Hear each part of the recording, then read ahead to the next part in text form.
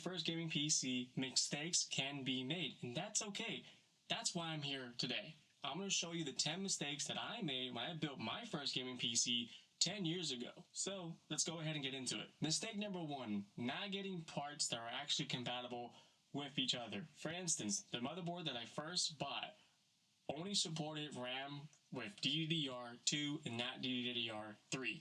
So I was essentially bottlenecked immediately trying to put faster RAM in a slower motherboard. So and that goes for everything else too in my rig. Everything was pretty much bottlenecked because I had an old motherboard, new RAM, old this, new that. You get the point. Compatibility, make sure everything works properly. Don't just buy any random parts. Do your research. Mistake number 2 is not having an operating system. I know you're probably thinking is, how can you miss that? Well, I did, and it can happen to a lot of people. As a matter of fact, it's happened to so many people that I've known. They build a PC, they spend all this time putting everything together just to find out they don't have an OS. It happens more than you think. So, before you even build your computer, make sure you have an operating system of your choice. Then build the computer. Mistake number 3, not optimizing your computer. Okay, so this is what happened to me. I returned some of the parts that I weren't compatible, and I got the newer parts that were compatible. After I got past the setup screen on Windows 7, got into the computer, it was running slow. And I was wondering why. Hey, I did everything right this time. I went back to the store and, got all the parts that I needed, compatible parts, and it's still running slow. What is going on? Well, turns out my computer wasn't, running to its fullest because it was displaying at 720p and at 30 hertz for some reason. I don't know why. So I upped the hertz to 60 hertz and from 720p to 1080p. And then I just went into the system and started checking, certain boxes off and on and whatnot. So make sure you do that. Optimize your computer. Go into the system, spend some time in the settings, and see what works and what doesn't work, right? You need to make sure your computer's optimized for gaming, okay? Sometimes computers will automatically turn on eco-friendly mode and whatnot. That could reduce your performance. So again, go into the system and optimize it. Mistake number 4, drivers. So again, I had problems with my computer.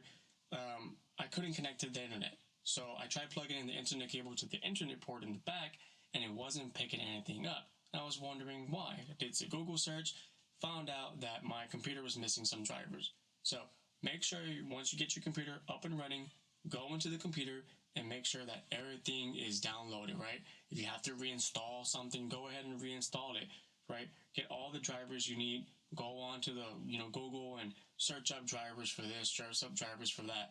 Okay, not all the time your computer is going to get all the drivers for you, because obviously my computer didn't even get the drivers for the internet port, and I was wondering why. So I actually had to go out there and get the drivers myself. Okay, I think I actually ended up getting an actual disc for the network card that I bought just so I can do that. So yeah, make sure you get the drivers installed properly. Get everything that you need. Mistake number 5, not getting a good graphics card for gaming. So what I did was I got myself the cheapest graphics card I can get, and it was a PNY G4 something, and it had 1 gigabyte of DDR3, not even GDDR, DDR3. This thing was slow. I mean, slow. Do not get yourself a cheap graphics card. Go out and get yourself the best graphics card that you can afford. Getting a used one, there's nothing wrong with that. I recently bought a used graphics card for $30, and it came with 4 gigabytes of VRAM, and the speed was GDDR4, so which is pretty low. GDDR5, yeah, and which is pretty good for $30. I mean, so don't shy away from used cards. Just do your research before you purchase any card. But again, get the one that you can afford, like the best one that you can get. Mistake number 6, the power supply. Not having enough power for your computer is a big problem. What I did was I ended up getting I think a 300 watt power supply, thinking that was going to be enough. No, it wasn't. It was not enough at all. I think what happened was I plugged everything in and I heard a spark, right? And it was the graphics card that I bought, which was good because I was going to get a new one anyway, but it would stink for you if you bought the most expensive card that you can get, really nice one. You plug in everything, you turn it on, and poof, there goes your expensive graphics card. So power supply, make sure that your power supply is enough to supply the power that your computer needs. Look up the parts how much power they consume, how much wattage they consume, right? Look up the graphics card. It's going to tell you. Most websites that you purchase, computer parts, they'll tell you, hey, this is what you need. This graphics card requires this much power. And also, some graphics cards have extra connectors, right? 1 or 2 connectors. Make sure you have those connectors. Make sure you buy the power supply that has everything that you need. Power supply, a lot of people miss out on this. They get whatever they can get, and then they realize, man, I'm missing this connector, or I need this connector. So again, do your research on the power supply and make sure you get the right one for your rig. Mistake number 7, and that's going to be the rig itself, right? Where you're putting it, all the parts, where you're putting the case that you're putting it in, making sure that you get the appropriate size for the components that you're getting, okay? The mistake that I made, I got a small little case, right? And nothing fit. Like literally nothing fit. The motherboard fit, right? But the heat sink and the fan didn't fit properly. The RAM barely fit. I had to shave off some metal just to get the RAM to slide in.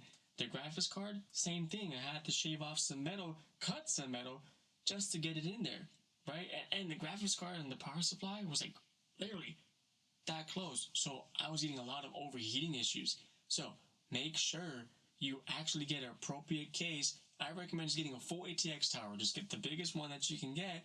That way you have all the space to work with. And then later on, as you get more experience, you can dabble with more custom-made cases and whatnot. Mistake number 8, overheating. So that was a problem that I was having. Like I mentioned, everything was so crammed together. Everything was overheating. I didn't have proper ventilation or proper cooling. So when you're building your rig, cooling your system down is just as important as getting a good graphics card or a good processor, right? Why does it matter? It's not going to matter if you get all these nice parts, but they're not going to work properly because they're going to be overheating, right? So get yourself adequate cooling. You don't have to go all crazy and get a water cooling tower and whatnot. Just make sure that the cooling is good, right? Good enough fans, right? And everything's spaced out and whatnot. And a cable management, ventilation, think airflow, right? When you're buying a case and putting your components together. So cooling. Mistake number 9 is going to be storage. I remember I got an SSD for my first storage thinking I was cool, right? Look at me, I got an SSD. You're stuck in a hard drive. My SSD only had a 240 gigabytes of storage. My operating system pretty much took up all my storage on my SSD. So don't make the same mistake I did. Get yourself enough storage, at least 1 terabyte. Don't try to cheap out and get a 500 gigabyte hard drive. No. Try to get yourself the most storage you can afford. Trust me, you're going to need it, especially nowadays. The games are at, 100 and 122. Call of Duty is like 128 gigabytes. So yeah, storage. Get the most that you can get. And mistake number 10, which is, I don't know why people do this, but playing on a TV. This is what I did my first time when I built my first gaming computer.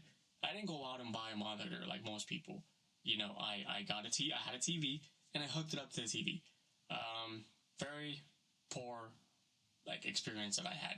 Do not play your PC games on a TV. Do not hook up your computer to a TV. Just because you can doesn't mean you should.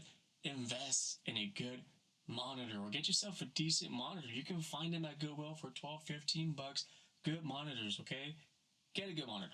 You're gonna appreciate it in the long run. You're gonna have a horrible experience playing on a TV. It's just not gonna look right. Okay, so yeah, mistake number 10, playing on a TV. So let's go ahead and recap on those 10 mistakes. Number 1, compatibility. Making sure everything's compatible. Do your research.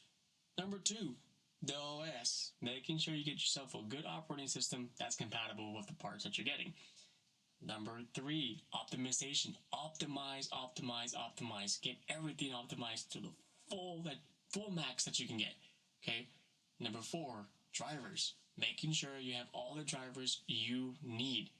Do not skip out on the drivers. Look up all the drivers you need and download them. Trust me, it's going to make your experience a lot more smoother if you have all the right drivers. Number 5, the graphics card. Making sure you get yourself a good graphics card. Don't cheap out. Get yourself a good one. Number 6, power supply. Making sure you got a good power supply as well to power that good graphics card and everything else. Number 7, making sure that you have a good case, right? Don't get a small case, get yourself a big case, making sure everything fits in that case. Number 8, heating, making sure the heating is being taken care of, making sure you got a good ventilation, fans, and whatnot. If you can get a water cool system, go right ahead, okay? And then number 9, storage, making sure you have enough storage for your games. Don't forget to get the most storage that you can get. And number 10, playing on the monitor. Do yourself the favor, get yourself a monitor. Do not play on a TV. That being said, thank you so much for watching the video. I appreciate you getting this far. Thank you for allowing me to express my thoughts through technology. If you have any questions or concerns, go ahead and leave them in the comments below. I would love to hear from you. Anyway, guys, I really appreciate it. I'll see you on the next one. Bye-bye.